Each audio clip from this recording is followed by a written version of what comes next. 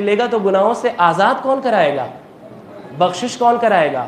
اے میرے بھائیوں، اے میرے جوان بھائیوں، آج فرش عزائے حسین پہ آئے ہیں، اگر یہاں مقدر نہ صبرا تو پھر کہاں صبرے گا؟ کہاں صبرے گا مقدر؟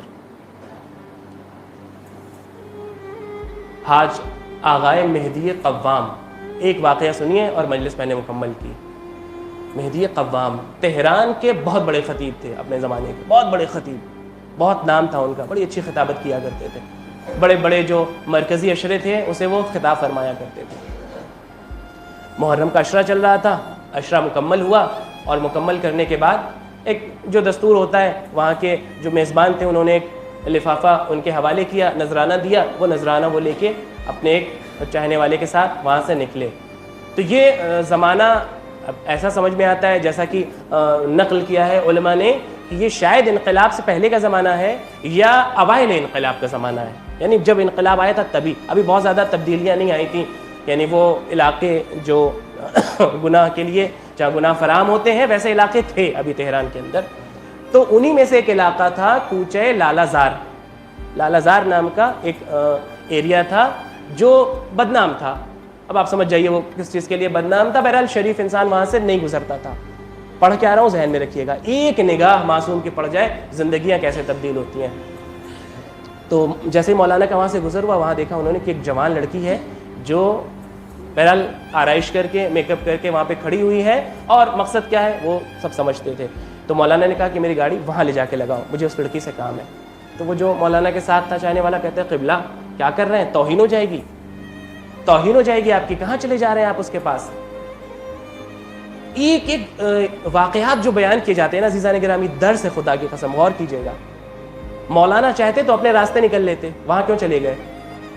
یہ ہمارے لیے بھی درس ہے، ہمارے لیے بھی سبق ہے۔ خالی ہم آپ کو تبلیغ کرتے ہیں، ذرا ہم اپنے گریبان میں بھی جھانک کے دیکھیں۔ ہمیشہ یہ نہیں ہوگا کہ آپ ہمارے پاس چل کے آئیں۔ ایک عالم دین کا کام یہ ہونا چاہیے اور ذمہ داری یہ ہونی چاہیے کہ وہ بھی تو چل کے جائے۔ گمراہ ایک انسان کیسے نکالا جائے گا گمراہی سے؟ ہم بیٹھے رہے اپنی جگہ پہ، نہیں صاحب ہم تو مولانا ہیں جی، ہمارے سر پہ تو امامہ ہے، ہم کیوں کسی کے پاس چل کے جائیں گے؟ نہیں، آپ کی ذمہ داری الگ ہے، ہماری ذمہ داری الگ ہے، اور بلکہ ہماری ذمہ داری تو کہیں زیادہ ہے، بہت زیادہ ہے ہماری ذمہ داری۔ کہتے ہیں میں چلوں گا اس کے پاس، کا قبلہ ہمیں معاف کیجئے، ہم نہیں جا سکتے، وہاں ماحول ٹھیک نہیں ہے، وہ علاقہ ٹھیک نہیں ہے۔ مولانا نے کہا نہیں میں جاؤں گا۔ خدا کی قسم جملہ اگر ذہنوں میں محفوظ رہ جائے تو دیکھیے گا کیسے مولا کی ایک نگاہ کرم انسان کی زندگی تبدیل کرتی ہے۔ واقعی زندگیاں تبدیل ہو جائیں اس واقعات کو سن کے اور محسوس کر کے۔ مولانا اتر کے گئے، جو لفافہ ان کو ملا تھا، نذرانہ ملا تھا، یہ نذرانہ انہوں نے لے جا کے اس کے حوالے کیا اور فرمایا کہ ایام اعزا چل رہے ہیں۔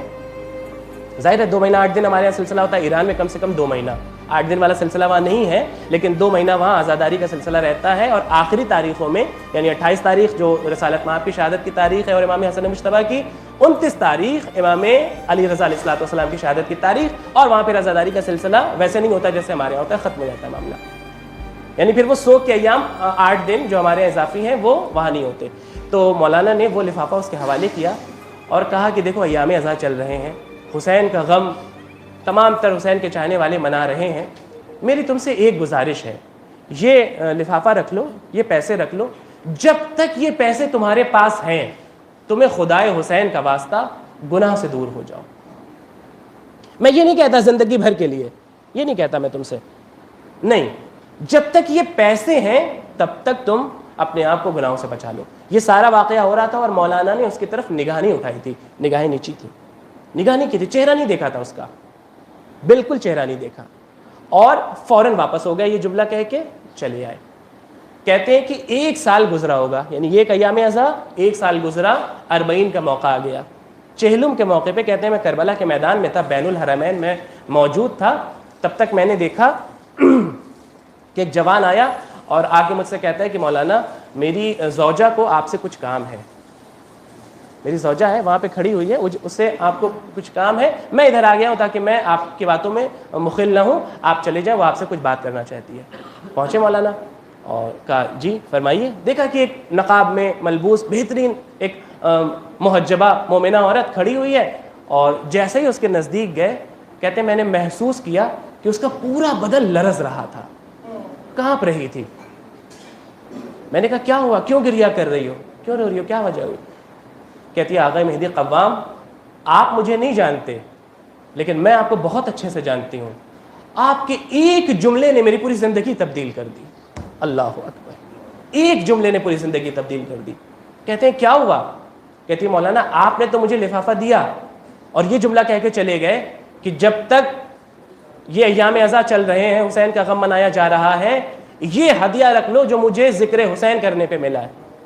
آپ تو چلے گئے لیکن میں وہاں پہ کھڑی ہو کے گھنٹوں سوچتی رہ گئی, اے حسین آپ کو مجھ سے کیا کام تھا, آپ کی نگاہ کرم مجھ جیسے گناہگار پہ. مولا اگر میرے اتنے گناہ بڑھ چکے ہیں تب آپ کی نگاہ مجھ پہ ہے, تو میرے مولا آج آپ سے وعدہ رہا, آج کے بعد میں اس گناہ کے دلدل میں نہیں جاؤں گی. کہتی ہے چند دن گزرے ہوں گے, ایام ازا کا سلسلہ ختم ہوا, اور جیسے ہی وہ ایام نزدیک آئے کہ جب ہمارے یہاں شادیوں کا سلسلہ شروع ہو جاتا ہے, کہتی ہے فوراً میرے لیے رشتہ آیا اور اس مومن جوان سے میری شادی ہو گئی. 1 سال نہیں گزرا ہے میں اربعین پہ حرم ابا عبداللہ علیہ الصلوۃ والسلام میں موجود ہوں. غور کیجیے عزیزان گرامی, یہ داستانیں نہیں ہیں, یہ کہانیاں اور قصے نہیں ہیں, یہ حقیقت پہ مبنی واقعات ہیں جو انسان کی زندگی میں تبدیلی لا سکتے ہیں. 1 سال کے اندر یہ نوبت آ گئی کہ مولا نے اپنی دہلیز پہ بلا لیا. آپ کو یاد ہوگا میں نے پہلی تقریر کے اندر عرض کیا تھا کہ جو انسان زیارت کے لیے جاتا ہے کربلائے معلیٰ, وہ یہ نہ سوچے کہ پیسہ ہے جو اسے زیارت پہ لے جا رہا ہے, نہیں, یہ حسین کا بلاوا ہے جو اسے کربلا لے کے چلا جاتا ہے. پیسوں سے نہیں جایا جاتا کربلا. بہت سے لوگوں کے پاس دولت ہے, کیا کربلا جا پاتے ہیں؟ نہیں. لیکن بہت سے افراد جن کے پاس دولت نہیں ہے لیکن جب حسین بلاتے ہیں تو پھر جاتے ہوئے نظر آتے ہیں.